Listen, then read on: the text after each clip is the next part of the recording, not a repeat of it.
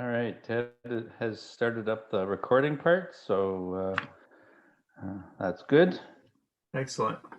So it's 8 o'clock, the designated time to start our Switch meeting for the month of June. I'm Paul McClatchy. I work for the city of Kingston. Longtime Switch member, but new to the board of Switch. So I think as part of my initiation, I have to jump right into hosting a meeting. So if this goes badly, it's probably on me. No, blame the organizers in the background. Systematic issues, yeah. Big shoulders. Okay, how many people do we have on board here now? 21. 21 people, okay. It'll All right, well, soon. If it's okay with everybody, I think we can get right to it because we've got an 8 to 10 slot and we want to fill it with important information. So as is the custom, we do roundtable introductions here, but being mindful of time, I'd like to ask everyone just stick to your name and any affiliation you have, whether you're with an organization or whether you're here as an interested citizen or researcher or whatever the case may be. I think if we could start with members of the Switchboard, that would be great. I've already introduced myself. David Hindeman is our chair. So let's start with you, David. All right. Yes. Morning, everyone. Thank you for joining. Yes, David Hindman. I'm the current president and board chair. Have been president for a couple of years now. Longtime Switch member, 12, 13 years, something like that. Got into it because of a previous employment where we were looking at sustainable biofuels and trying to keep us up to date with where sustainability is going. Thank you. Ted? Hi, I'm Ted Chu. I'm running the Zoom part of this meeting, and I'm on the board of Switch and used to be the executive director of Switch a long time ago. I'm pleased to be here. Thank you. I see Rosamond, another one of our directors. Thanks, Paul. So I'm Rosie Hyde. I'm the treasurer at this time for Switch, and just have an interest in renewable energy.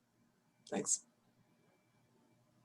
Thanks very much. And we have our multi-talented Tatiana here.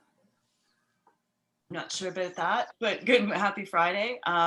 Tatiana Zaremba. I'm a administrative director for Switch. I've been a member for as many years. I think is probably Ted came along when I was his first super fan.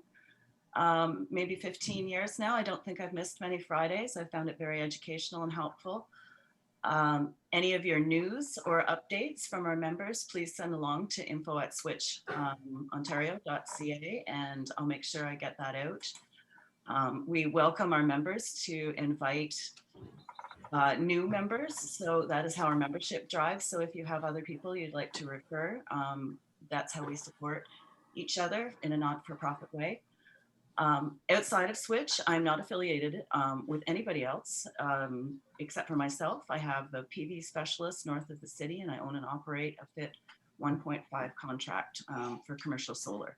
And please, everyone, make sure you trust local solar people.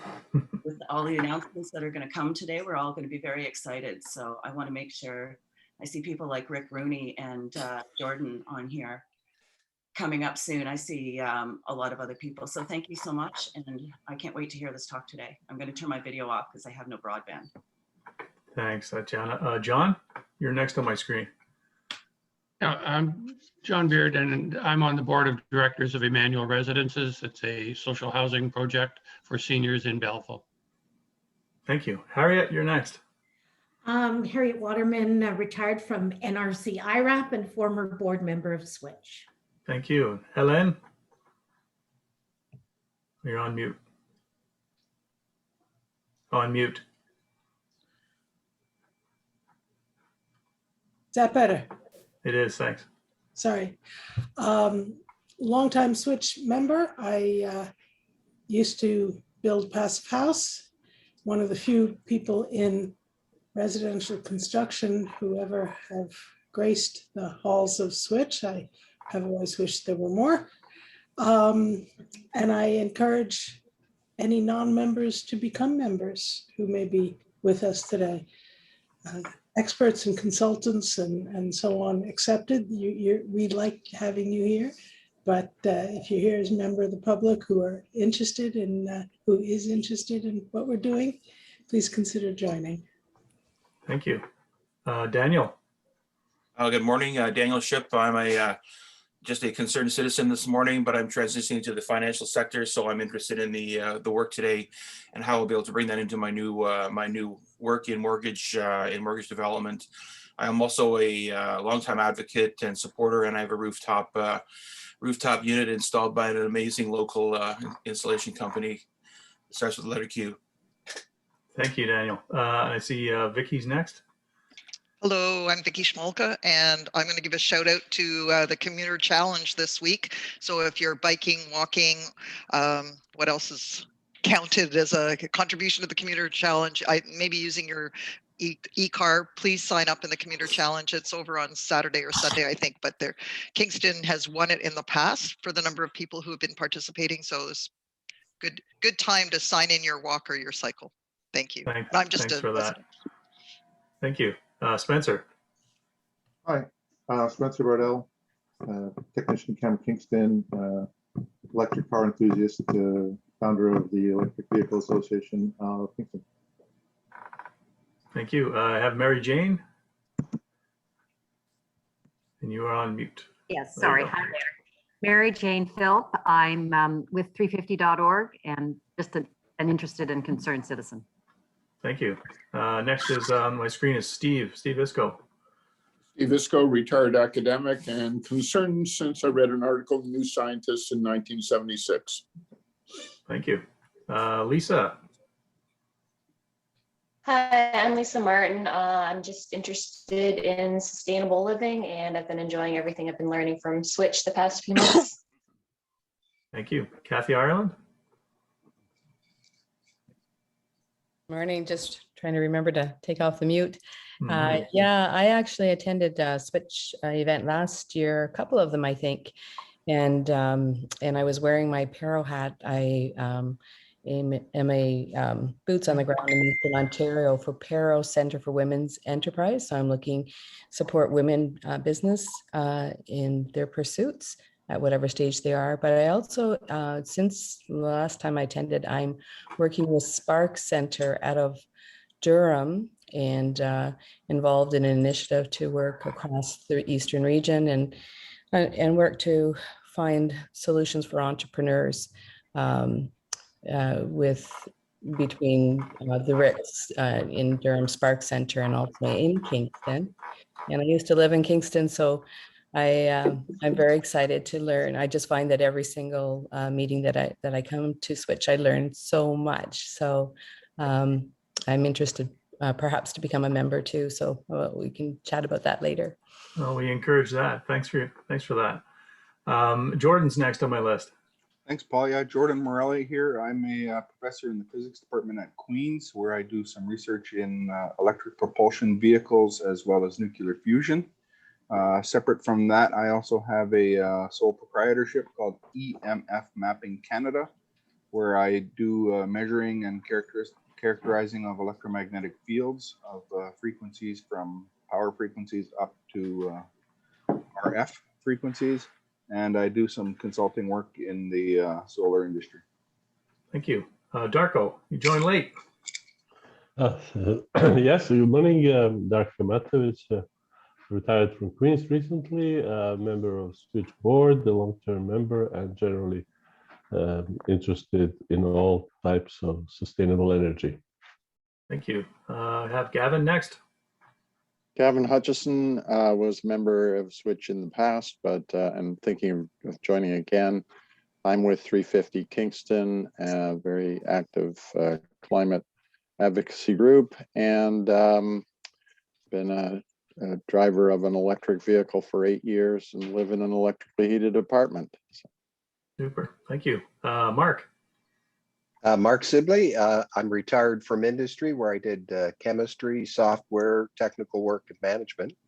And I've been active with 350 myself over the last little while and interested in climate for a long time. Super, thanks. Next on my list here, I have Jane Leslie. Oh, it's not Jane, it's Justin. Hi there. Sorry about that. I think I have myself on mute. I'm the chair of the Prince Edward County Environmental Advisory Committee to Council. So I'm interested in learning what Kingston is doing in terms of green building techniques and where their rules and regs are heading. Super. Well, you've come to the right place. Next, I have Justin. Hi, I'm Justin Kanitas. I'm on the board of Wintergreen Studios, which is an off-grid retreat and environment educational center north of town. Fortunately, we have bad internet up here. Just do a shout out. Wintergreen's annual BioBlitz started yesterday. It's got lots of online events this year. So if you have children who need things to do, just go check out the wintergreenstudios.com site and log on to some of the BioBlitz activities. Thank you. Next on my list is Nastasia.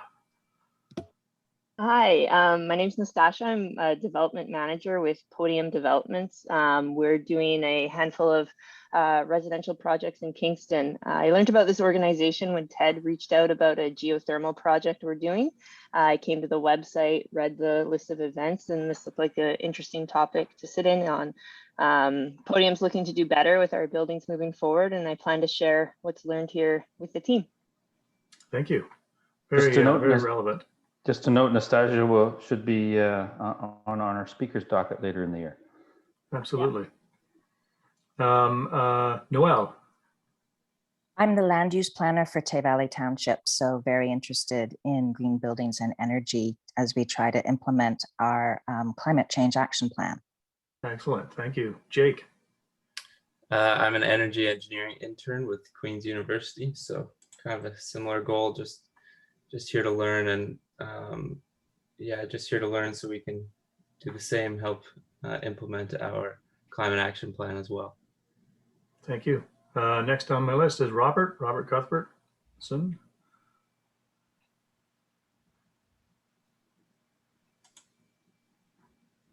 Is there a Robert? No. I'll go to Bill Slade. Yes, my name is Bill Slade. I represent the Lanark Climate Network for Lanark County and also the Current Place Environmental Advisory Committee, which I was chair for a number of years. I've been studying climate change for about 5 years now, and I have a degree in environmental studies. So I've been working with the town of Carlton Place. And I'm here to see what this group is up to. And that's about it. Thank you. I have Jody McDonald. I'm a mechanical engineering intern with Queen's University, so looking to see what's changing. Super, welcome. I have Susie. Good morning, my name is Susie, and I'm just interested today in listening and seeing what's up with Switch, so thank you. Thank you. I have Nick. Calling Nick.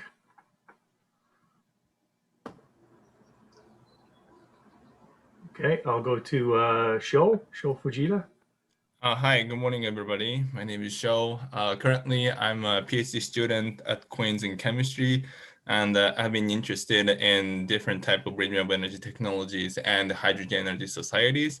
And I'm always looking forward to learning like broad topics about sustainability in different Switch meetings. Super, thanks. And I think I saw, there's Andrew Backus. Morning, everyone. Good to see everyone. I'm a former treasurer with Switch, and I currently co-lead with Harriet the Switch Hydrogen working group. So our next session will be on June 25th. And at the moment, I'm actually really heavily invested in studying the circular economy. It's pretty fascinating, and who knows, maybe I'll bring it into Switch one day, but happy to see you all. Super, thank you. I have Dave Garish. Hi, I'm a energy specialist for Queen's University Facilities. Thank you. Susan Berlin.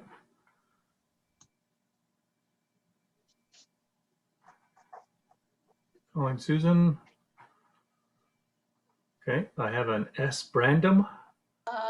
I'm sorry, I was having trouble unmuting. This is Susan Oh, Burley. Good morning. I'm a member of the Climate Network Lanark, and I'm a retired planner, very much interested in bringing my local township into the 21st century. We're doing an official plan review, and I would like to see it reflect some reasonable ideas about what we can do in future. Thank you. Super, thank you. I have Tammy's iPhone is on my screen here. Hi, I'm Tammy Warren, and I'm just a citizen interested in renewable energy. Thank you. And I have Alec with a C.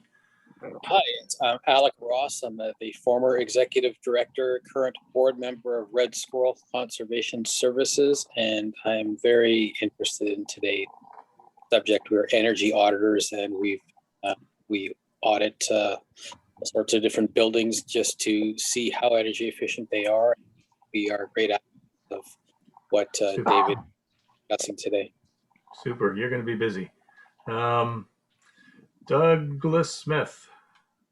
Hi, I'm just an interested observer. Been watching climate change for the last probably 10 years and interested in building technology. Want to see what two people are up to. Thank you. And I have the last person on my list that I can see here is Olivia Groff.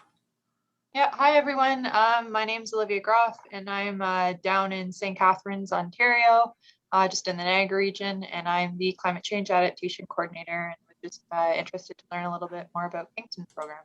Super, super. I hope I haven't missed anybody. I may have.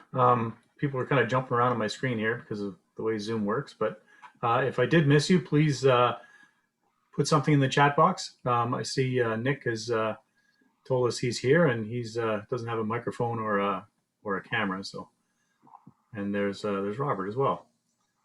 So great. That's excellent, and that takes a little bit of time to go through the list of people, but I think it's important that we get a sense of who's here with us, because there's all kinds of diverse backgrounds here and sets of expertise, and one of the most important things about Switch and Switch membership is our ability to network amongst each other and share information. And that certainly has been challenged through the pandemic and going on Zoom and whatnot. But when we get back together in person, that's going to kick back into high gear. And I know I've always found that to be super valuable part of Switch.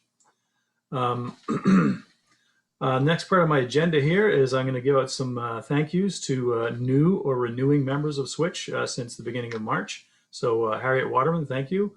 Robert Miller, Diane Kelly, Olawashina Dada, Emily Sebasta, Keith Didchuk, Queen's University, Nathan Mannion, Gilchak Holdings, and Evergreen Connectivity. Thank you for contributing and renewing your memberships or signing up for new. I also wanted to remind folks that follow Switch carefully that we do take a summer break in August, so there won't be any events in August. We'll be resuming after that. I think it's September 9th, after the Labor Day holiday. The next part of the agenda is sector news. This is the part where we go through the various sectors of alternative and renewable energy and carbon reduction, and ask anybody to put your hand up if you have anything to share, information or observations. That would be great.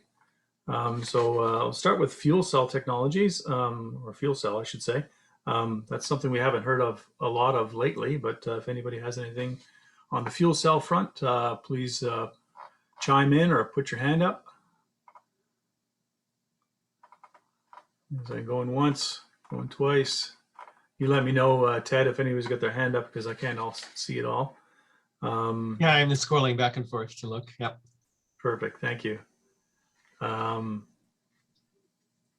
Next is solar PV, solar thermal. Solar PV and solar thermal is going once. Yep, Big Rick has his hand up.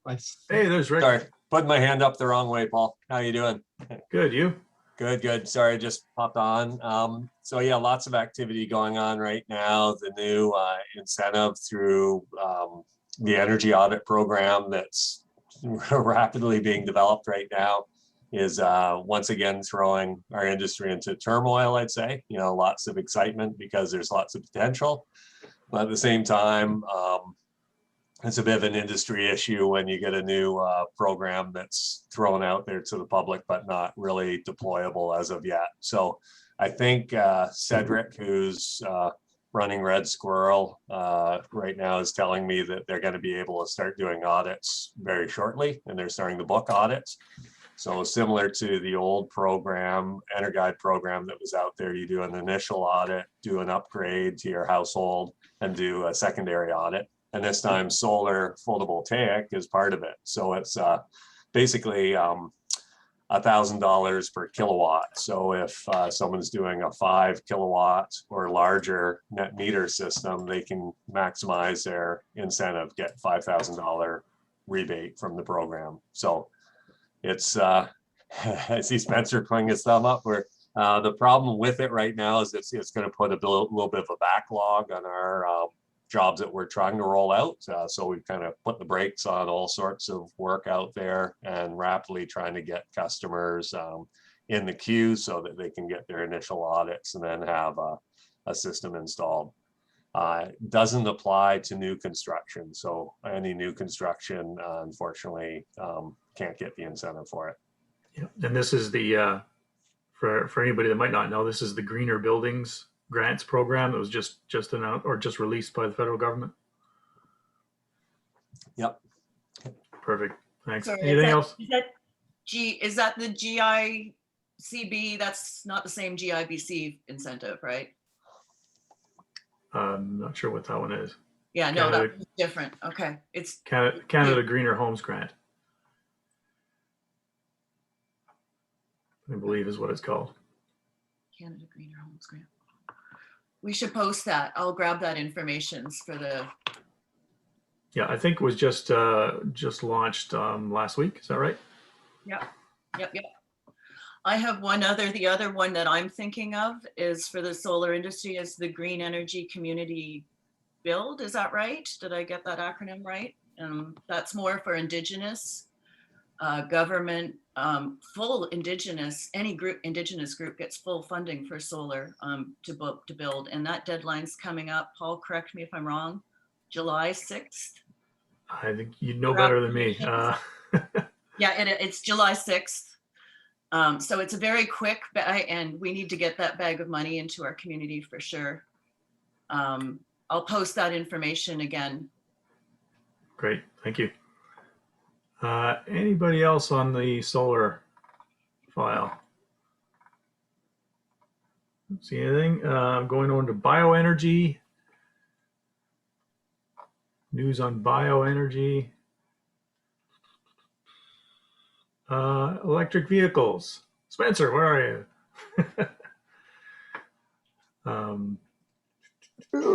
Just trying to unmute.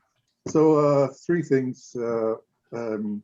Elon Musk, Tesla have given $3.1 million of a $6 million grant to Dalhousie University, Dalhousie, depending on what part of the country you're in. I guess the other one that I quickly chatted with Ted and Mark Erickson is the Ford F-150 Lightning. My thing that I would like to see is the parameters for the rebates to be expanded to encompass this vehicle, because it's the most popular vehicle, the best-selling vehicle pretty much on the planet. And so reducing the carbon of the many, would benefit. But it's just outside the base model. The way the rebates work, the base model has to be below $45,000. And the old rebates during the previous provincial administration went by battery size, and I think they should somebody federally or provincially should encompass that. I think that's what I meant for now. Super. Thanks. Anybody know if those chargers at Canadian Tire in the West End are up yet? Yes, they are. I've used them. Oh, excellent. Long time coming. Can I move on to wind power? Anything for wind power? Geothermal. We have a geothermal talk coming up. I think that's been confirmed right after August. Is that right, Ted? I think. October. In the fall. It's in the works. It's Yeah, in the works. That was a segue to it. Okay.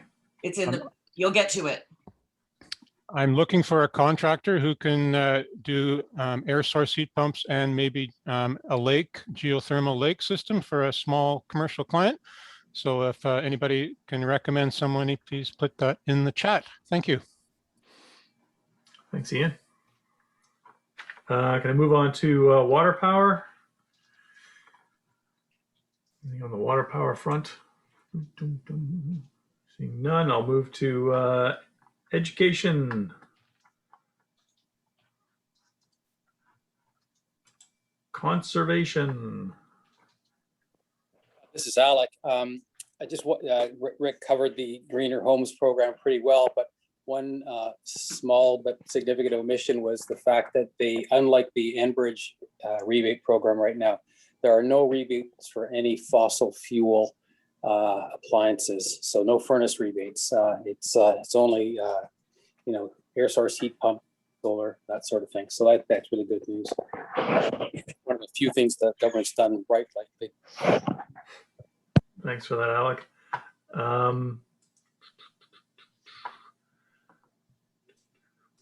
Green buildings. Hi. I guess we. Hi. Hey, Helen. Well, I remain retired and I'm not building anything at the moment, but it gives me pleasure to say that my daughter and her husband in Vancouver, in downtown Vancouver, have bought a house vintage 1912, I believe, and are undertaking a gut reno. And it's certainly not the same thing as a new build with aspirations to passive house or anything close to that. But nevertheless, I guess I raised her right. She asks my opinion and advice of things, which is charming, and sort of got me interested in things again. And it's just getting underway. But she's already decided to go with a mini split HVAC system and no furnace and instant hot water and a few things, renewable flooring instead of old growth hardwood and da-da-da-da. So we're making progress and it's kind of good to get my hand back in again. That's excellent. Thanks, Helene. Any other sort of topics of alternative renewable energy, carbon reduction that people have on their mind that they want to flag here? Please. Hi everyone, it's Andrew. Yeah, just quickly wanted to flag. It's pretty interesting. University of British Columbia I'm still learning about it actually, but anyways, they're building a new like energy hub, I believe, on their campus, but it's quite large. It's like practically a city block. And part of the energy hub is that they're building a hydrogen refueling station for light and heavy duty vehicles. So I was kind of impressed that a university would do such a thing, but I am still learning about it as well. Super, thank you, Andrew. All right. I'm just looking at the chat here. Thanks for the information about the electric Lamborghini, Spencer. I'll start saving up for that now. Okay. If that's it, I don't see any hands up or any other people trying to chime in here. So moving on to the main event. Our speaker for today, I deliberately didn't introduce Dave because now's the time to introduce him because he's our speaker. Dave Rowade. His bio here says Dave comes from a business development and marketing background and has integrated those skill sets into his environmental career for the past 30 years. He doesn't look that old, but he's been at it that long. He's got degrees in environmental resource management and a master's in focused on climate change and economic development. And he's operated a small consulting business for several years with many clients. And he also has 18 years experience with 2 different municipalities, the region of Waterloo and now the city of Kingston, in areas of climate adaptation, community energy planning, facilities and fleet management pertaining to GHG mitigation, health hazard investigation, and sustainable transportation. And he's got recent experience in the renewable energy sector and has an acute interest in clean tech investments. And I'm going to add in there that it's my pleasure to work with Dave. We've been working together here at the city of Kingston, or Dave has. I've been here for much longer, but Dave's been here for a couple of years. Is that right, Dave? Yeah, just about 2 years. 2 years, yeah. And it was such super news when he agreed to come to Kingston because Dave and I have known each other for many years now, attending the same sort of conferences and events and whatnot. And I've always been impressed by Dave's laser focus on the details of carbon reduction and energy management. And I've always considered him an expert in the field and a great resource. So super good to have him here today. And Dave's going to be talking about a couple of components of our climate leadership plan that's in progress now that I think are super important to reduce emissions from our building sector in the city.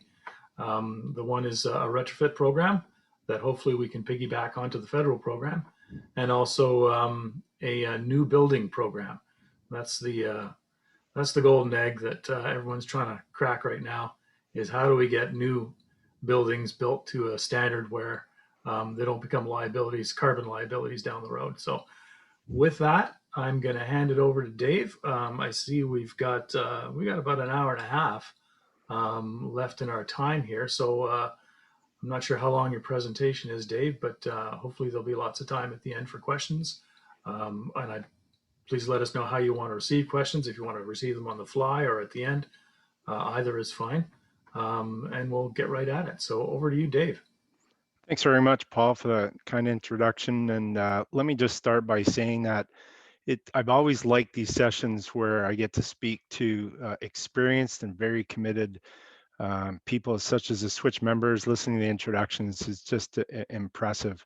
So I mean that most sincerely. It's great when you don't have to convince people to do this and they are already drinking the Kool-Aid. So I really do enjoy these sessions. And to answer your question, Paul, the presentation's about 20 to 25 minutes, but there's a logical mid-break. As you had indicated, I'm presenting 2 programs. So perhaps we can contain the questions to each program. So at around the halfway mark, when I think I'm starting with the net zero new construction program, we can pause there, take a few questions, maybe just limit it to about 5 minutes, continue on with the retrofit program and take more questions for either on. So hopefully that works for everybody. Each program, I'm only spending about 10 minutes on each one. So I'm going to try to share my screen. I don't know who needs to permit that to happen. Can you see the PowerPoint title? Yep, I can see it. Great. All right, so let's get started. So I'm just going to very briefly outline Kingston's strategic plan, as this is City Council's direction to all staff, to particularly on their term of council, which is 2019 to 2022. And then I'll dive right into the 2 programs that Paul had mentioned. And then I have till about, I think, 9:30, quarter to 10 to answer as many questions as possible, as long as they're not too difficult. But let's get started with the strategic plan. Some of you may have already seen this. There's 5 focus areas, and demonstrating leadership in climate action is focus area number 1. And as some of you know, City of Kingston was the first municipality in Ontario to declare a climate emergency. So some of the actions under the strategic plan are listed in this screen. And I should let you know, my style of presentation is I don't read what's on the screen. I'm assuming, particularly with video conferencing and webinars, you can read this clearly. The font should be big enough. So I usually augment what you see on the screen. So there's several initiatives here that either are in process or are completed. I have circled or put the red shape around the 2 that we're speaking to today, but there are several others. But the focus will be on the Net Zero Incentive Program for new construction and the Community Energy Retrofit Program. And then finally, again, as many of you will be aware, there's short-term, mid-term, and long-term targets, and the long-term one is very aggressive. And so they have to be this aggressive actions. So let's dive right into the proposed Green Standard Community Improvement Program. So this is focused on new construction. Because this is coming out of the commitment, Council's commitment for climate leadership, we do have an initial focus on GHG emissions. I'm well aware that other municipalities have much broader green development standards, and we may evolve into that, but the focus right now is to reduce energy and water as they affect GHG emissions to help us reach our targets.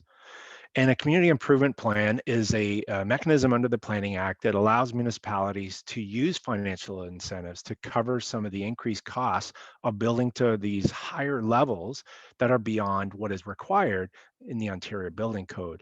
And this does actually build on some of the existing elements of our current official plan. So we have done a fairly extensive stakeholder consultation over the last 12 or 15 months. Variety of technical forums, as well as open public sessions, and as well as consulting with different municipalities that have green development standards in place. As some of you may be aware, Toronto is a zero emission framework currently that they're pursuing, but they've had a green development standard in place for the last 10 years. We are planning one more public consultation next month. We did one back in November, but we've also been consulting with a variety of different groups, including developers and energy experts, as well as internally with different departments on the logistics and legalities of this type of program. So our overall approach tries to achieve several things, because as I'm sure you can appreciate, while it's certainly very clear this council gets it, we need action on climate change. But it's very challenging to achieve within what municipalities are allowed to do. We've got to avoid bonusing, so we have certain rules that we have to follow to provide incentive to developers. And it's also challenging for affordability. So there's several things. These bullets speak to our overall incentivization approach. Right or wrong, that's our rationale. So there's a lot of balancing, recognizing that building codes evolve and that there's some challenges. I will speak to that one point about the split incentive barrier. Some will be familiar with that. Just for those who may not be, that is a common barrier that's existed with incentives, where developers who do not keep the building in their own ownership don't benefit from the lower energy cost from more efficient buildings. So we're using incentives that will also address this. But I'm going to move on, and some of this will be more clear, this approach and what we're proposing here. And I should mention that council is looking at this later, so this is all subject to change.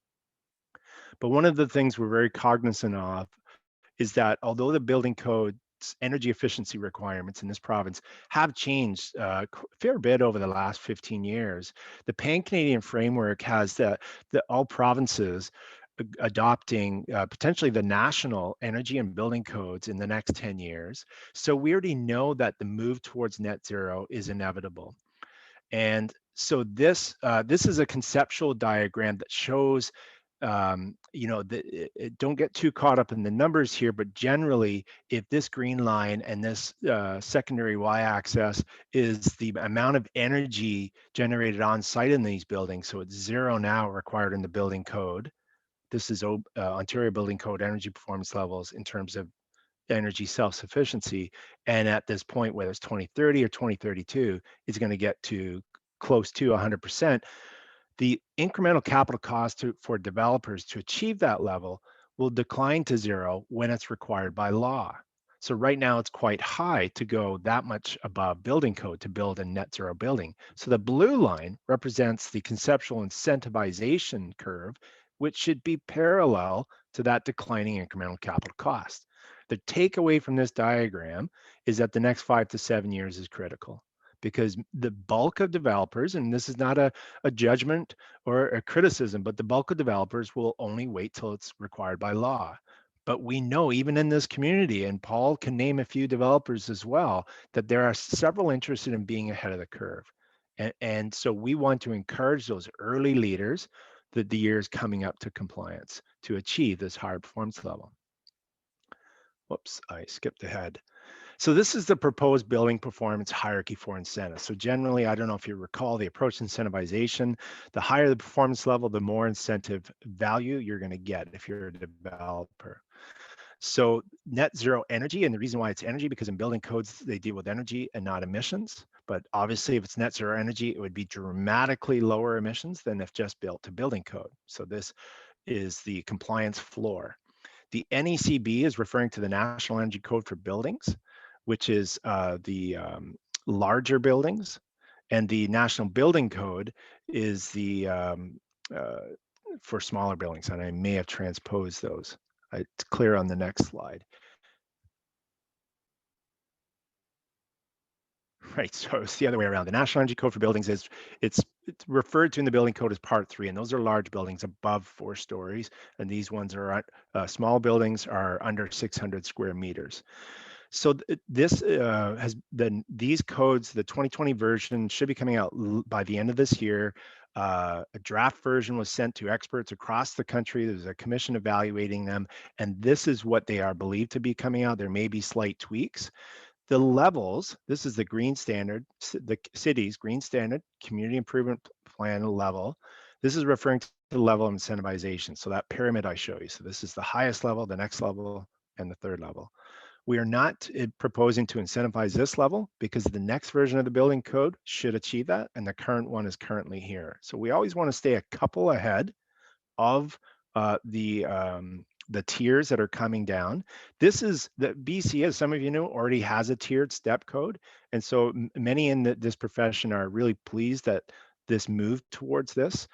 And interestingly enough, although Toronto's had quite a bit of success with green development standards to a certain degree, most municipalities are not like Toronto. They don't have the development interests there, the population base. So we're taking a slightly different approach, recognizing that we're a fraction of the size of City of Toronto and proposing that we only incentivize the leaders. So rather than incentivizing each tier, for example, in Toronto's green development standard, they have 4 tiers and they've only been incentivizing tier 1 and 2. They're working towards zero emissions and they will get there. It's a very good program, but we're starting at the top. We only want to incentivize the best buildings. So on an alternative path is that developers can use third-party building certification. And these are aligned with either large buildings or small buildings. And it won't be just certification, it'll be certification plus energy intensity and GHG intensity, and it's not on the screen, but also thermal energy density. So there's just some examples of the levels, the acceptable performance levels of these third-party certification programs. And for smaller buildings, it's the EnerGuide score. So I'm not getting into the weeds of the incentives, largely because that's probably the most sensitive part that council has to weigh in on yet. My colleague, Julie Salter-Keene, manager of the Climate Leadership Division, and I were just talking with the Director of Finance yesterday, and I'm sure you're going to appreciate this will be a challenging proposal to achieve support for when it comes to budget time. But this is something council asked for, and these are the incentive programs that we've come up with. None of them will be active until A, the green standard is approved, and B, they've allocated funds. But we're covering ones that deal with pre-construction. So these would be the feasibility study grants and financing, as well as post-construction would be these latter 3 bullets. Paul, can you see my cursor when I move it on the screen? Yep, I can. Okay, so these first two are pre-construction, these latter three are post-construction. We are also potentially looking at a one-off pilot project on city-owned land, and it would be for strategic purpose. I've listed a few possibilities there because I don't know if you saw in my background, it was the first zero carbon building in Canada. In Waterloo region, I was involved in the beginning design scrums and ended up working for the solar company that installed that massive installation both on the roof and in the ground mount. And that's the type of building we want to achieve. And that building attracted so much attention. The owner basically does tours every month or two, prior to COVID, of course. And so my point here is once you have an actual building in your community, it is seen by all. You can attract all disciplines and show this is what it is. It's not a concept car like you see at the annual automotive events. This is a very real building that is attractive to work in, highly efficient, very cost effective, and a better building overall, more durable, better indoor air quality, so forth and so on. So that pilot project could be really important to get more attention in a very tangible way. And we're also proposing that the city provide some building, well, not the city provided, but we pay for some training sessions because that was a gap that was identified within consultation we did in the development sector. A knowledge gap on the building science of how to build these better buildings. Anyway, we're also looking at externalizing some of those costs, so it's not on the municipal budget. And some of you may be aware of Enbridge Grass Savings by Design program. That's going through a major overhaul currently and will be much broader next year. We talk with all the utilities on a monthly basis, and we're very excited to see what that will look like. I'm not going to get into too much of that. However, this is very much worthwhile speaking to. The micro utility asset management model, as I refer to it. And there's an example where there's about 4 or 5 companies that will pay for and own and maintain all the geothermal piping underground. They will do the drilling, they will do the installation. The developer just has to put the heat pump for the ground source heat pump inside the building. That will save them 70 to 80% of the cost of geothermal, which is great because geothermal is very, very efficient, but very, very expensive. And so this business model takes that off the balance sheet of the developer, and it's a off balance sheet solution because then the building owner enters into an energy service agreement to get those thermal energy, the thermal energy on an ongoing basis. The same can be done with solar and microgrids. So very excited to see this starting to get more attention and involvement of organizations. And some of you may be aware of this, and I think we're going to see this a lot more in the coming years.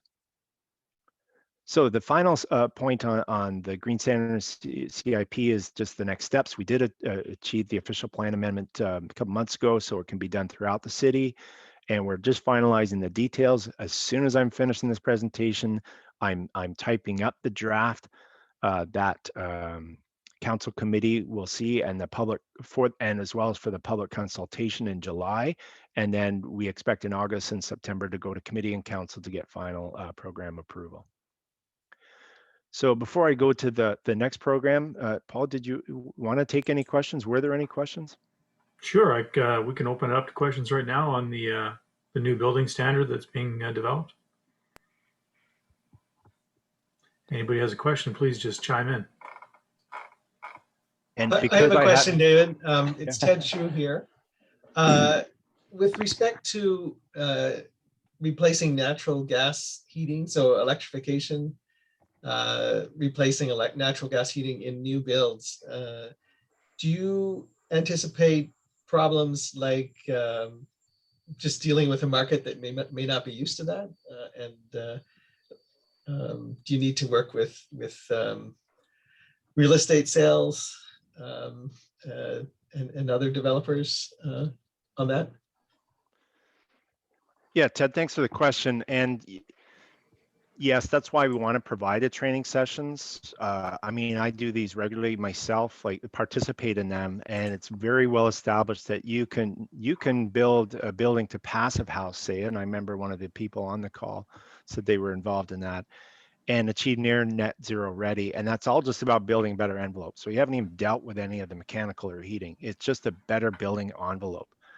And so there's very well-founded ways to build buildings, whether it's a house, multi-residential, or office, that requires very little thermal energy. So once you've done that, it makes it a lot easier to look at things like air source heat pumps or geothermal, because then you can size the system appropriately. So that's the kind of thing we want to do in the training sessions.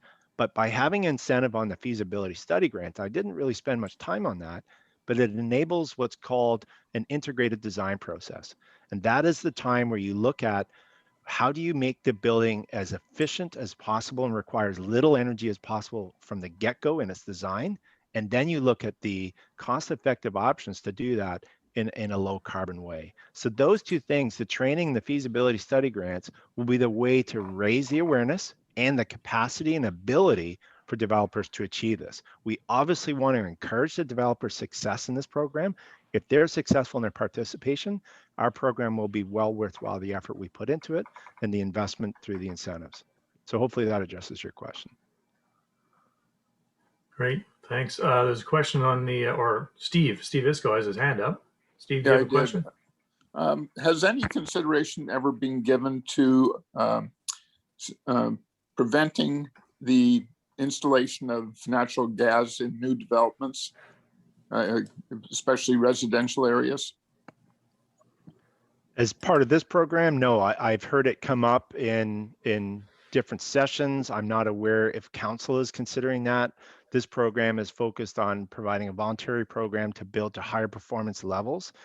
To achieve those top levels, you're in most cases, you're going to have to avoid the use of natural gas.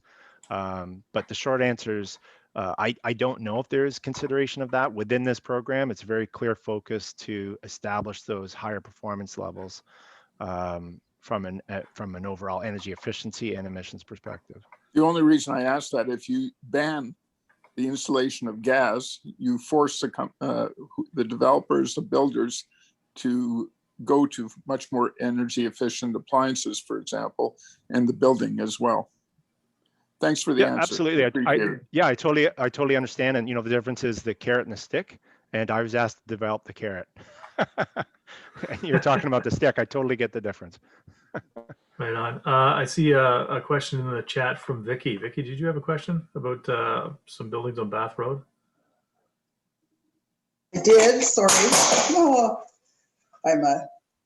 sorry about that. Yes, my question was that there are already developers who are doing some of this at their own incentive. And I think of the Bath Road, Gardner's Road apartments that have solar on their rooftop. I believe for water heating within the building. I'm not really sure. But I'm just like, is the carrot really necessary? And are we just giving people money to do something that they have a market incentive to do? That's part one of the question. Part two of the question, this idea of giving a rebate to a developer that sells a building that has these better efficiencies. Certainly the value of the building will be higher because of that. So I don't really understand why public money has to go into these carrots when the market is going to be delivering its own rewards. I'm just curious about how you see that. Yeah, really good question, Vicky. So it's a very interesting point, because the short answer based on my extensive research is absolutely it's necessary. The vast majority of net zero buildings in Canada are in the public sector. There's a few standout leaders in the private sector, and they're by far the exception and not the norm. In fact, just because a building there's many buildings with solar on that are terrible from an efficiency point of view. They have terrible building envelope, but they have solar. That is not the same as a net zero building, as I'm sure you're aware. I'm not trying to insult your intelligence. To my knowledge, there's one multi-residential building that is just finishing the geothermal drilling, and I believe it's by Podium Developments. I think there was something in the news recently about that. Otherwise, I'm not aware of any larger type building that this Green Standard CIP would be looking at, or a wide subdivision development of many, many houses that are net zero in Kingston. So based on that absence in this community, it's very clear that incentivization is required. In fact, when you look at some research from the Canadian Green Building Council and the incremental capital cost premiums and the long-term paybacks on these buildings, including the reduced energy costs, it is not difficult to understand why only the public sector has been going in this area. So the return on investment and the incremental capital cost premium have been too high to attract the majority of private developers to engage in this. And on your second part, so for the developer who's going to sell, I didn't get into the details of incentives. If the developer is only going to build it and then sell it, the incentives are substantially less, but there are one time and upfront. Yes, it is possible we could recoup some of the value of that higher value building to the new building owner, but they've also had that upfront investment. And that's why we're offering a reduced incentive, because we believe they are going to make up some of their incremental capital cost premium in the sale. So we've adjusted the incentive size or value accordingly. Hopefully that addresses your very astute observations there. It does, thank you. I heard one of the people introduce herself as being someone who's part of a geothermal development build. So it'd be interesting to hear how come they're ahead of the curve on this. If your analysis is right, that only the public sector has done this so far. It sounds like the private sector is getting on board. I am just curious. I'm not trying to be, take a position here. It's just looking at the market forces. No, it's a very worthwhile point. And yes, I'm aware of 2 or 3 developers who are quite interested in this, but they represent the minority of building permits that are getting approved.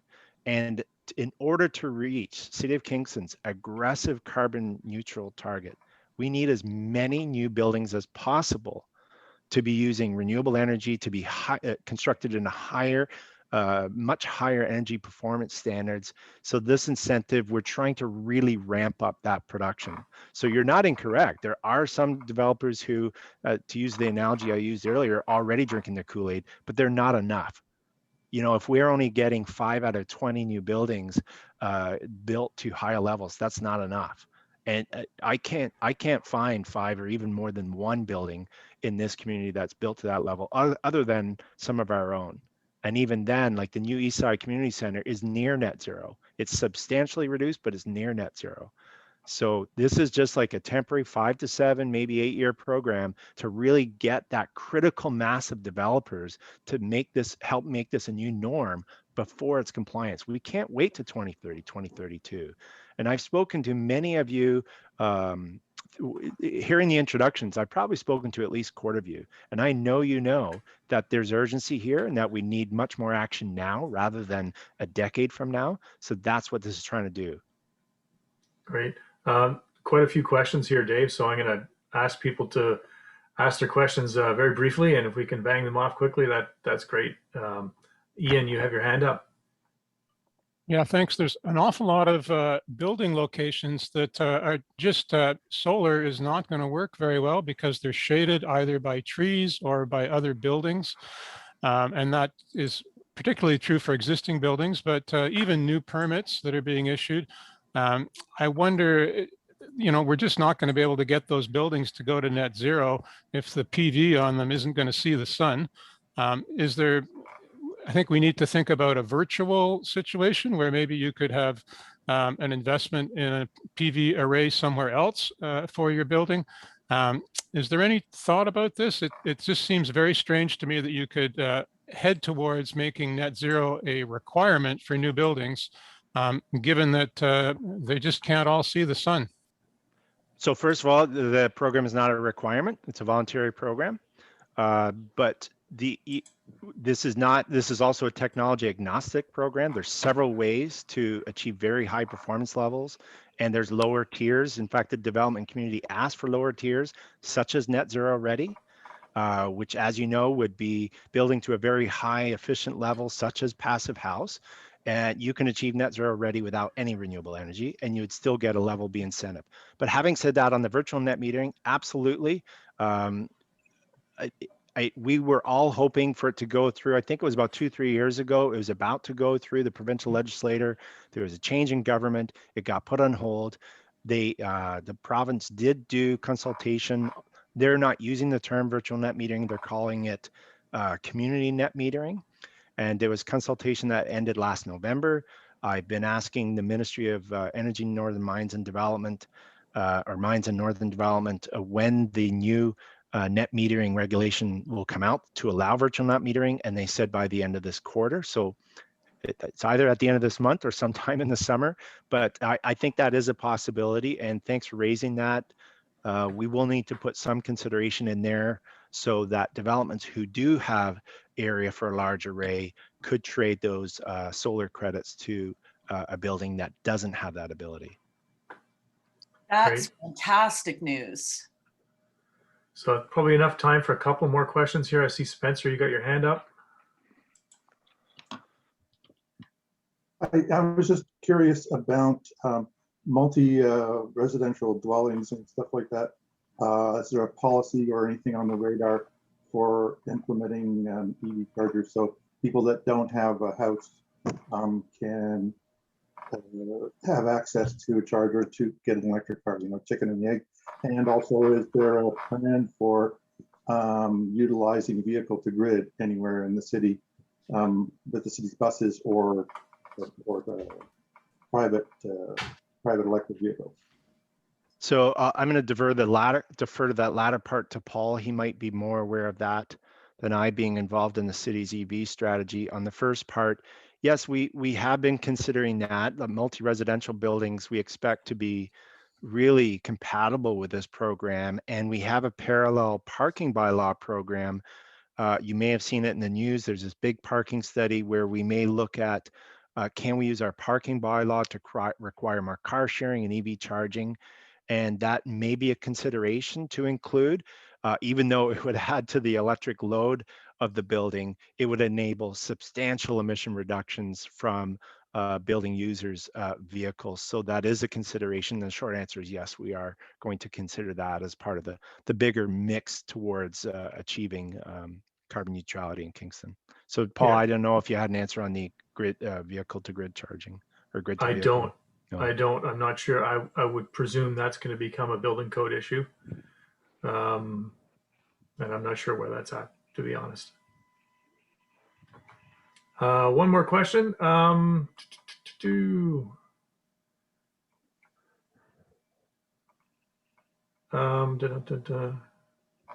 It's from Nastasha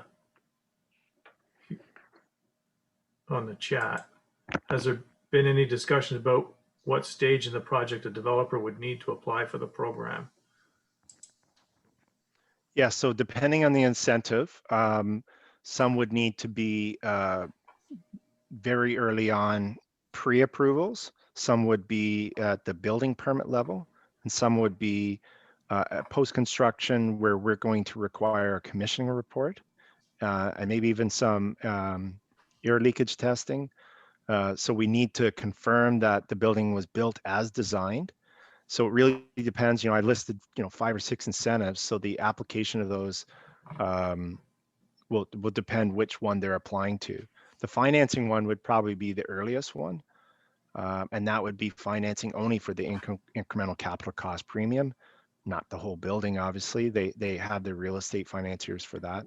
So it depends on the incentive, but what we heard from the development community and looking at other municipal programs is that you have to look at that pre-construction stage and the post-construction stage, because the developers who don't intend on owning it long-term are far more focused on the pre-construction.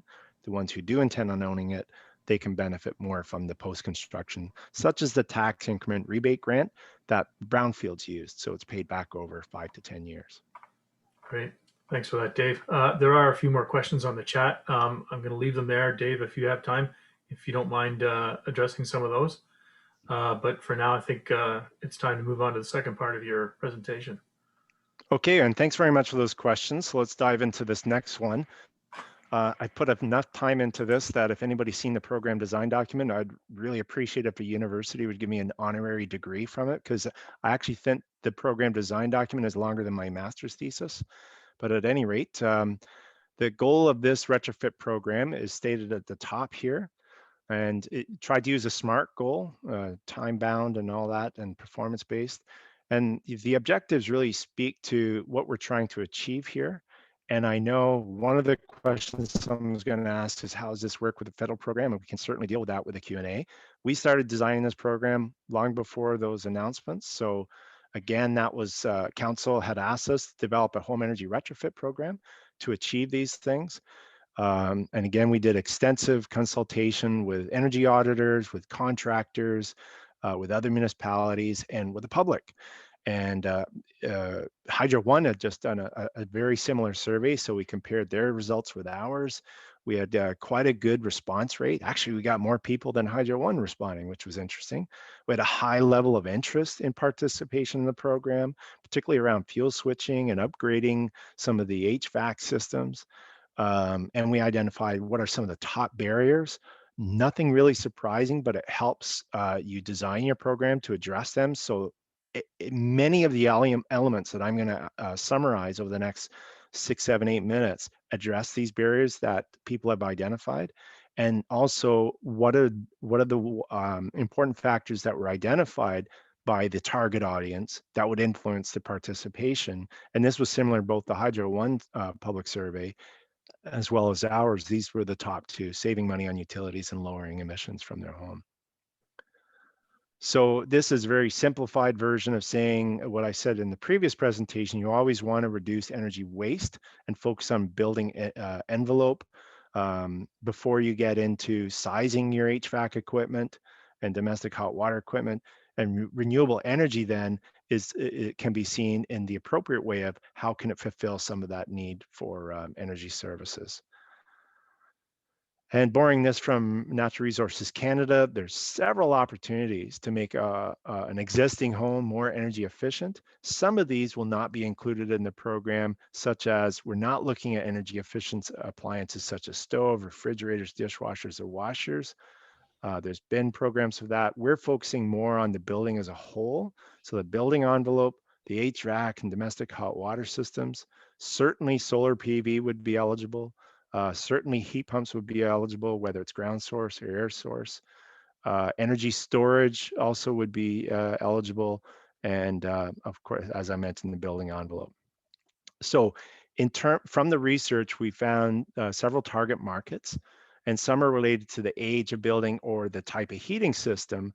And then others are more about the household. So whether they have a high energy cost burden, which essentially means they're paying at least double the national average of their net household income on utility bills.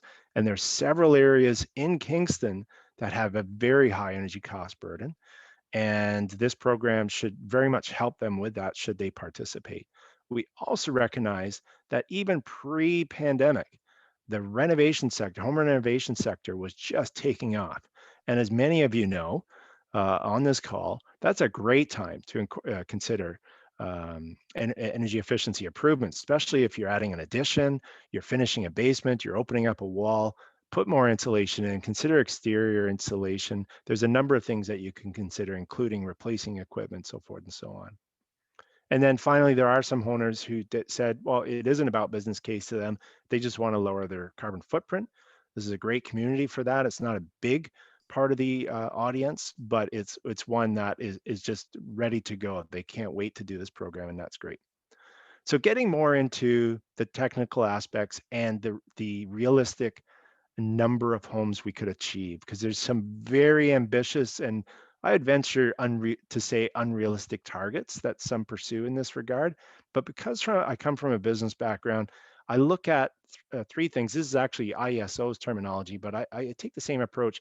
There's this theoretical potential that older buildings are the ones you want to focus on because newer ones are built to higher standards. It's not that they're ineligible, but there's not much point in retrofitting a lot of the homes built in the last 5-10 years, because there's this huge opportunity to retrofit the older homes And in an old town like City of Kingston, that's where the majority of homes lie in terms of years. The majority of them are over 30 years of age, and some over 100 years of age.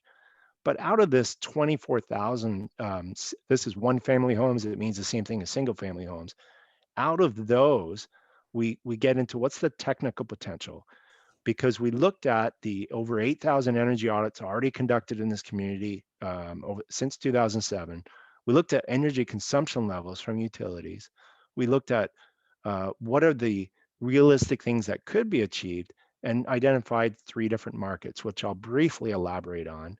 The largest one are some of the post-World War II natural gas heated homes, quite a number of them. It's a cool market, and I'll explain why in a minute. This is probably the main focus of this program. Not probably, it is. These 6,100 homes, the warm market, I don't know if you can read the text at the bottom. So it's the oldest unaudited single family homes that are heated with electricity or natural gas. And these date back to 1790 up to 1945. And then the warm market is the unaudited, sorry, the hot market is the unaudited oil and propane heated homes, which will have the greatest GHG emission reductions. So obviously the electric homes in this will be less about GHG reductions, but reducing energy cost burden, as is the oil and propane. Oil is the most expensive way to heat a home in the City of Kingston based on our research. So let's get into an example of what a hot market home looks like. So this gives you an idea of some of the building characteristics. You can see very poor insulation levels, very poor air tightness score. Smaller buildings were built back then. Pre-1990, they've gotten a lot bigger the last 30 years. Here's what I want to draw your attention to. So the provincial average for a utility bill in Ontario is, for the year, is roughly around $2,200. So they're almost 3 times that. That's a huge concern. So fuel switching here is the obvious thing, as well as improving the building envelope. But if you switch their entire oil load to electricity, and let's say doubled their bill, you would still be saving them $2,600 or 42%. Very strong business case there. Plus there's an insurance benefit, because insurance adds an extra premium if you have an oil furnace because of risk there. Not a big portion of the housing stock, but a very important one, because by my calculations, we could reduce 9 tons of GHG emissions per home. So it's not always about going to the biggest market, it's going to where the hottest market is, where you have the strongest case for change. So an example of a warm market, I chose electricity here, but it's also some of the oldest natural gas homes. Just wanted to show you from an electricity point of view. They have some energy cost burden. You can see it's almost double that provincial average I spoke to. But I'm also picking these homes because they're old, and again, really poor insulation scores. Some of the worst air tightness scores. This would be a strong candidate for an air source heat pump. You could also, it looks like quite a small home. I don't know if solar would be advisable, but really should be focusing on some of those building envelope improvements. And I don't know if it was clear at the beginning when I was putting up the objectives. While some of these could cost $10,000, $20,000, or even $30,000 in retrofits, our program is focused on providing those loans attached to the property tax bill and paid back semi-annually, just like we collect property tax. The debt stays with the building and not the owner. So if it's sold, it's just transferred. And we would charge very low interest. Not zero interest like the federal government is offering, but very low interest nevertheless. And I'll get into some of the other supports that will achieve this in a minute. Just to finish this idea out of the different markets. Excuse me. The cool market is a little more challenging. So while I mentioned it's a huge part of the housing stock, more than a quarter of the housing stock fit into this time period. A lot of natural gas homes were built in this 20-year period. They are bigger. They have slightly better insulation, but still room for improvement. There were dramatic improvements in the building code, as many of you know, from about 2006 on. The air tightness, it's better than the previous 2 markets. But here's the challenge. They're slightly below average utility bills. Very difficult to convince these people to make some improvements. But still, I'm still convinced technically there's some sound things they could do to improve their utility bill, improve their energy efficiency, improve their indoor air comfort, and reduce emissions. It will just be, we'll have a lower participation level because some will be doing it based on the business case alone. So if our incentives aren't enough to achieve that switch, maybe they can be stacked with the federal incentives. Maybe we'll get higher participation levels. So over the next 12 to 15 years, this is what we're targeting to achieve. Now, this is 25% of family homes. If you remember the goal, I said 25 to 50%. I'm being very conservative here. I would love to achieve 50%. And if all things go well, we could achieve that. But I just wanted to show what the base is. We want to achieve minimum 25%. And this is the technical potential of all three markets, but that's every single home identified in that. And we're obviously not going to get every single home identified in those markets to participate. So just looking at some of the program outcomes and impacts, in the first few years, it'll take a while to ramp up. So we hope to do much more energy audits and retrofits each year, but the first few years will be quite a nominal number, and then we hope to ramp that up to 500 to 1,000 a year after that. But even with this amount of investment, this is how many jobs can be created and the range of energy costs that could be afforded to homeowners. In the long term, it's fairly substantial. This is an annual GHG reduction. If we reached the target of 6,100 homes, we would achieve 18,000 tons reduction, and we will be engaging credit unions and utilities to also provide third-party financing and program delivery for long-term sustainability. So the other aspect of this program I haven't spoken to is this energy coach service. So just, there's different roles to play for the city, the utilities, and different trade and channel partners, but this energy coach is the liaison who shepherds the homeowners through the entire process, because quite frankly, regardless of incentive programs, it's a crazy process. A homeowner has to deal with about 4 or 5 different organizations to get their energy retrofit done, and that's been a problem. So it isn't just about incentives. The process is too complicated. So this energy coach is the liaison between the homeowner, the city, utilities, the contractors who actually do the work, and the energy auditors. And they'll support the decision-making process.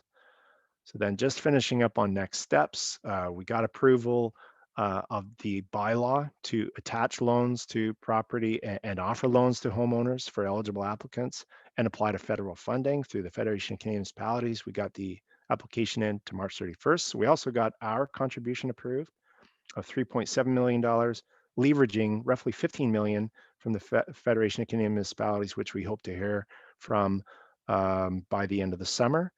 And once we get that notification, assuming it's a successful application, we can establish the necessary agreements, the marketing materials, and update the tax system and get agreements signed, and do a soft launch in the fall, first to target neighborhoods that have high incidence of oil and propane use, just to make sure the program has the capacity to be scaled up and iron out any administrative kinks before we go citywide, so we don't overwhelm anything. Make sure that any kinks are ironed out. So I think that's it. Happy to answer any questions on that, or if there are any additional ones from the other. Paul, if there are questions in the chat box, I'm still in presentation mode just in case. I've got some extra slides that I can refer to as needed. So I can't see the chat. So I'll leave it to you to select which questions. Thanks, Dave, and great presentation.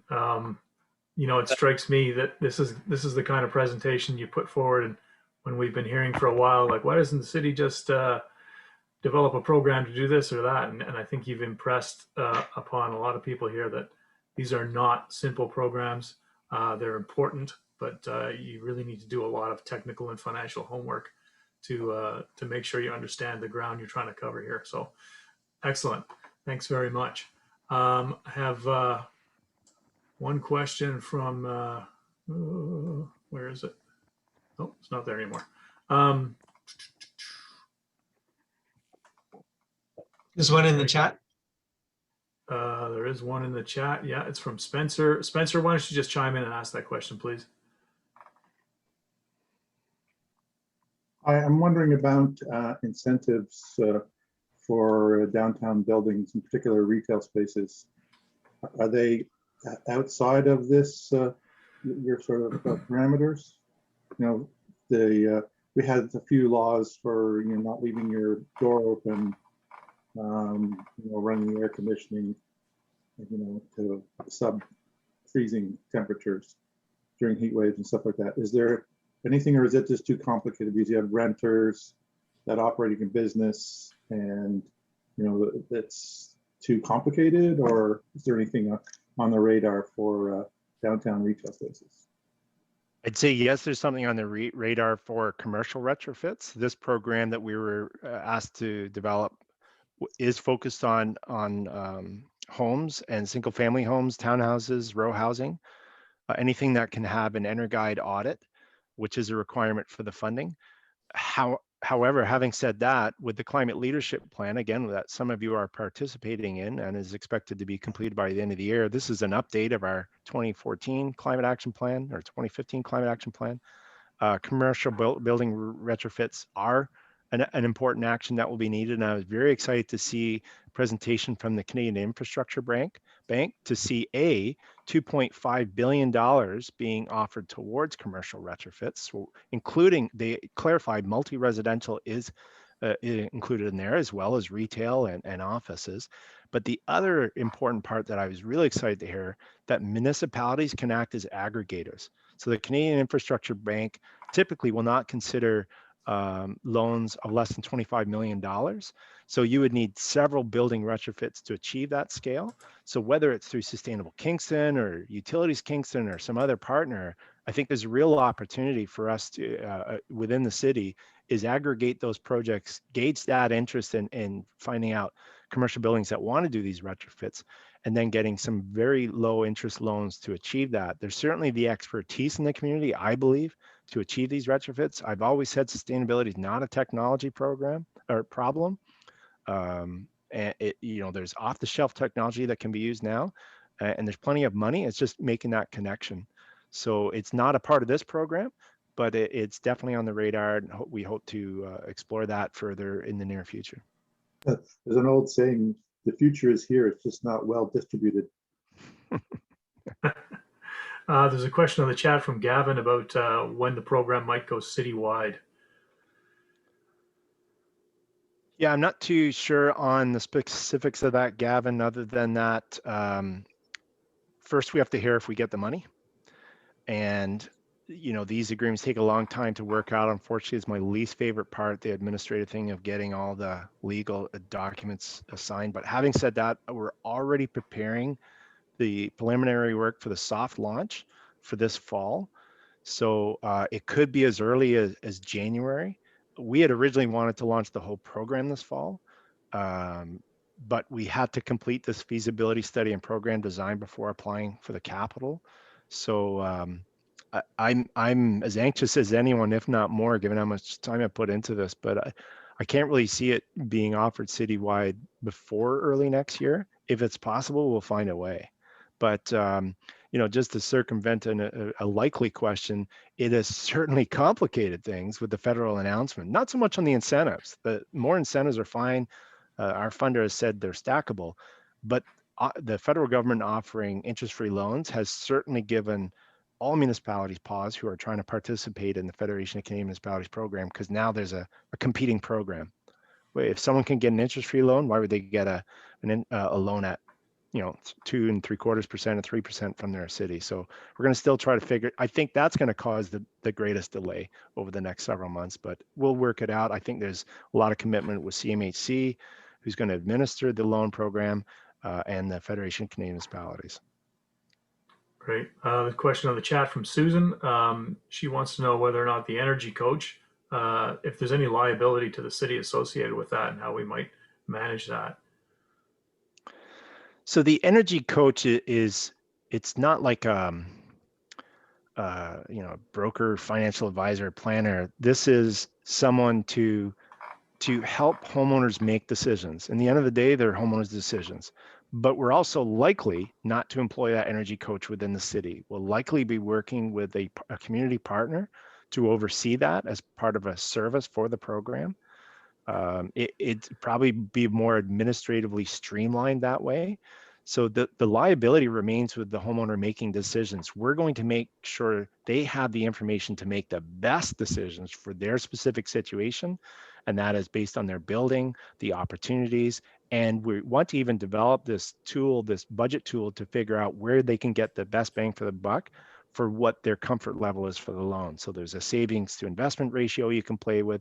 They can scale up or scale down. The energy coach might help them develop a retrofit plan that may span over 5 years. So maybe they don't do everything in the first batch. Maybe they do the things, a bunch of building envelope changes at the beginning. And then when things come, equipment comes up for replacement in 3 to 5 years, they do the next stage. So not too concerned about a liability issue there, as that coach is really just a resource to the homeowner. Great, thanks for that, Dave. I see a couple of people with their hands up. Harriet, go ahead. Yeah, I have a question with respect to timing again, and we're in the country on oil. And as other people have said, we've got solar on the roof and EVs and all that, solar thermal. But we're hoping to go to an heat pump system, getting off the oil. But as you said, 70% is the upfront capital costs. If we go ahead before you get your FCM money and you work out the program and blah, blah, blah, is there going to be a timing component, Dave, that means as a result of, the building envelope in the spring, fall, if we go ahead with something, will we then not qualify for some local rebates? So good question. And unfortunately, it's likely that the eligible period will only be from the application point after council has approved the final program and we've got the funding. So I'm aware that the federal government program, incentivization program, is a little different. They're saying, even though they came out with the details, I think today or yesterday, they have said, going back to December 1st, as long as you got an energy audit, go ahead and do the retrofit, save your receipts. But unfortunately, the way the municipality program has to work will likely be only from that point forward from applying. So it can't be a retroactive retrofit. Yeah, no, usually that's the case. So, okay. And none of you want to do construction in winter, I don't think. Well, but I really encourage you to, there is an existing fuel switching program that Hydro One does offer to oil heated homes and propane heated homes. There's a bundle where you can get, I don't know if you have a forced air system, but you can get either a ductless or ducted air source heat pump installed. It's about $1,000 off. But you would be eligible for the federal incentives. So that's why I'm glad the federal incentive program does exist, because while we're trying to get all our ducks in a row to offer this program locally, there are things that Kingston homeowners can do. And so you could apply to the Hydro One program and then also save all your receipts, get the EnerGuide audit, which isn't required by Hydro One, but is required by the federal Greener Homes Initiative. And you could get some of that money back because heat pumps are an eligible expense. That's great. I didn't know about that program. Thank you very much. You're welcome. That's great. And actually that question leads into one by Justin on the chat about whether or not, if one previously had an energy audit done under a former program, which has ended, do you need a new energy audit or can you use the old one? Short answer is you need a new one. And I believe even the federal government Greener Homes Initiative requires, if it was done before April 2021, you need a new one. Great, thanks. Alec, I see you have your hand up. Sorry, Paul, if I could just add, having said that, that's an eligible expense. The cost to get the energy audit would be at an eligible expense. So if the homeowner proceeds with the retrofit, they would get the bulk of that back, if not all. Right on, thanks. Go ahead, Alec. Thanks, Paul. Dave, once again, as always, congratulations on the incredible amount of research and detail you put into these programs. Thank you. It's mind-blowing. My question is that during your research, did you get a sense when talking with contractors, HVAC contractors, whether they have been,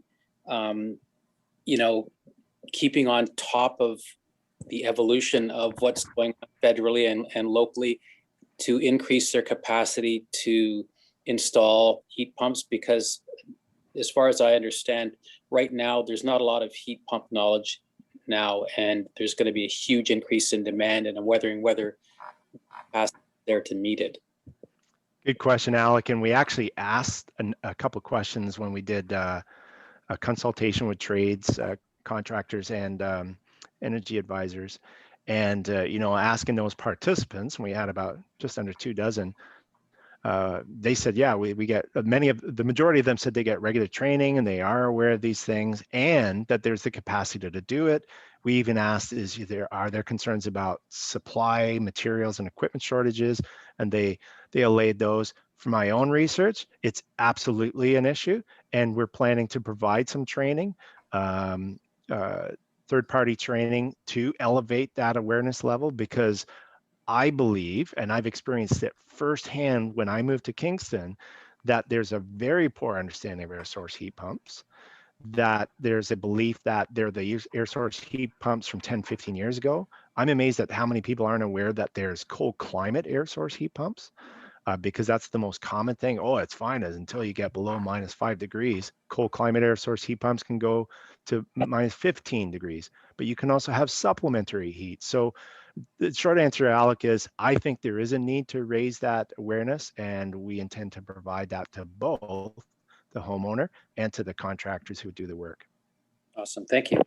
That's great, Dave. I think we have time for 2 really quick questions here. Tatiana wants to know if we've had any cooperation or intentions to work with adjacent townships. We did start to look at that as many municipalities are developing or have already developed programs. I speak to them regularly because they're at so many different stages. It was getting pretty challenging. I think probably within the next year or 2, there will be opportunities to explore if we can do group procurement for things and achieve economies of scale. So if we're finding that there's high uptake and interest in things like air source heat pumps or exterior insulation, maybe we can do some bulk buys. But right now, there's a lot of different municipalities. Some are just doing the feasibility study, some are doing the program design, others already have a program, they're getting additional capital. And, in the technology S-curve, we're still quite early on, even though communities have been talking about energy retrofit programs for years. Actually out in the field in Ontario, only Toronto's had one since 2014. So we need to build a little more experience. But the short answer is yes, we're talking with them, haven't figured out how we can participate, other than we are considering trying to have like provincial branding, so we all don't have different named programs. It could be like there's Better Homes Toronto, and it could be like a Better Homes Ontario program, and then you just put in your city name: Better Homes Kingston, Better Homes Ottawa. I think Better Ottawa is using the Better Homes. So we're going to look at having some of the same marketing materials and approaches, some of the things that are completely geographically transferable. It's on the radar to achieve that. Right now, it's get the money and get the program out. Great, thanks, Dave. And Thank you. looking at the time, I'm going to have to say the last question is going to go to Susan Berlin, who's got her hand up. Hi, I've had different sorts of information as to whether it's legally possible for municipalities to offer differential tax benefits to proper builders. And I think that's really critical because it's one of the very few things that a municipality can directly offer to good builders. Sorry, can you just elaborate when you say different? Is the legalities of offering differential benefits? Yeah. Can you clarify? The tax rate is established for the whole municipality. And if the municipality wants to offer a lower tax rate to somebody who's built a really good development, and they legally do that.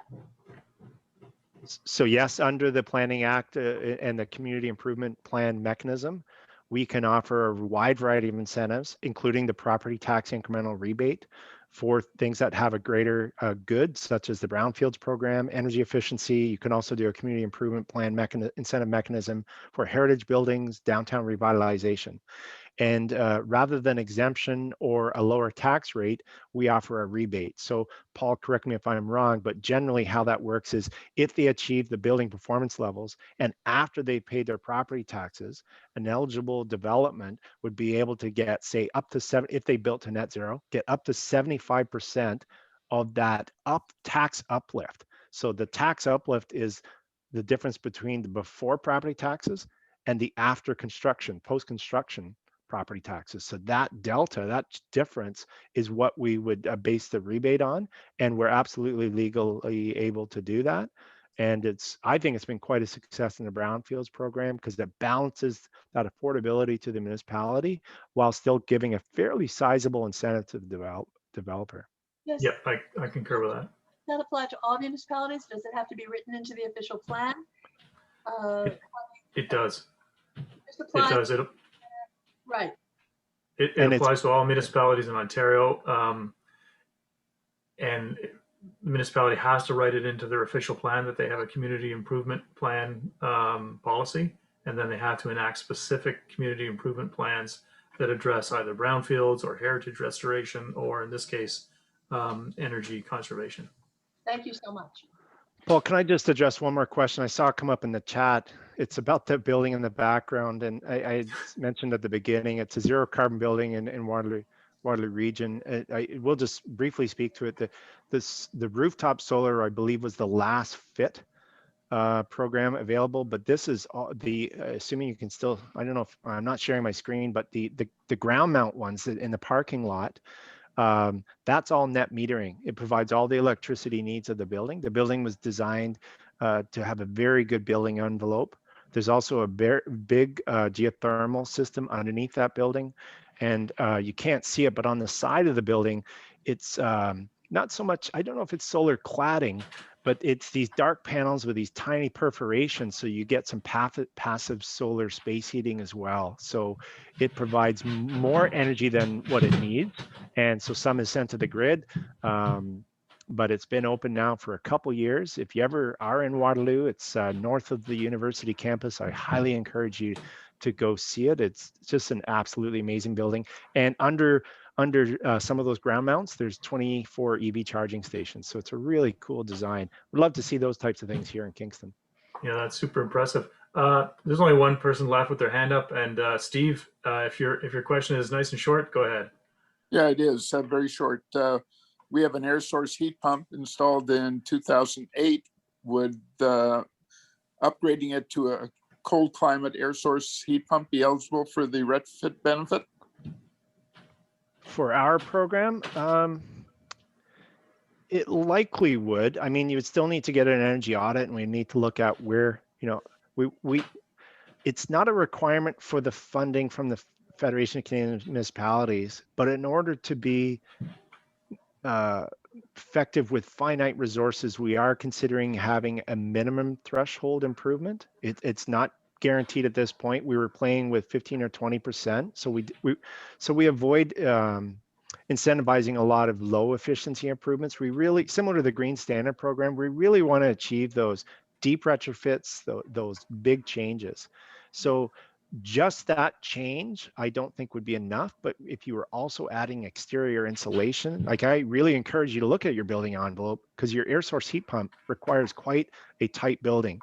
If your air exchange rate is poor, you're not going to get the benefits of that air source heat pump. So it's potentially it would be, but it might not be if it was just that one change. We want to avoid just an improvement in existing equipment.